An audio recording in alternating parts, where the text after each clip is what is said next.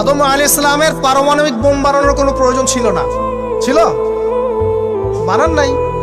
আপনার মধ্যে এই জ্ঞানটা আসছে কিভাবে? বাই ডিএনএ আপনি জ্ঞান পাচ্ছেন, কারণ আমরা আদম সন্তান। অনেক জ্ঞান আমাদের ভিতরেই আছে, এগুলো চর্চার মধ্য দিয়ে, গবেষণার মধ্য দিয়ে প্রস্ফুটিত হয় মাত্র। জ্ঞান ভিতরে আছে আমাদের, আমাদের পিতাকে জ্ঞানী করে পাঠানো হয়েছে। এই জ্ঞান শিক্ষা দেওয়াটা হচ্ছে আল্লাহ পাকের সবচেয়ে বড় দয়াগুলোর মধ্যে একটা, রহম করেছেন।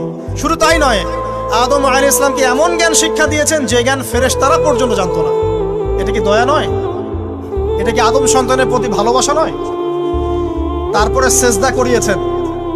মহাবিশ্বে অন্য কাউকে কি সেজদা করানো হয়েছে? কোরআনে কি এমন কোনো দলিল আছে যে আদম আলাইহিস সালাম ছাড়া অন্য কাউকে সব ফেরেশতারা সেজদা করেছেন? আছে? তাহলে এই যে সম্মান দেয় আল্লাহর পক্ষ থেকে, সম্মান কিসের ভিত্তিতে? সম্মান শারীরিক ক্ষমতার ভিত্তিতে?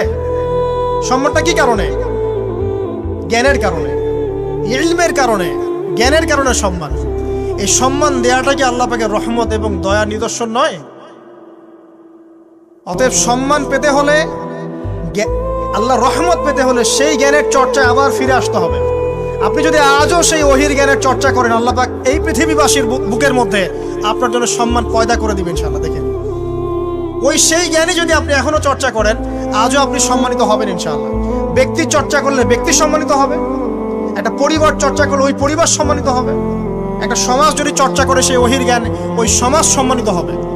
একটা দেশে যদি আপনি ওই ওহিভিত্তিক জ্ঞান ছড়িয়ে দেন, পুরো দেশকে আল্লাহ পাক সম্মানিত করবেন ইনশাআল্লাহ, পুরো জাতিকে সম্মানিত করবেন ইনশাআল্লাহ।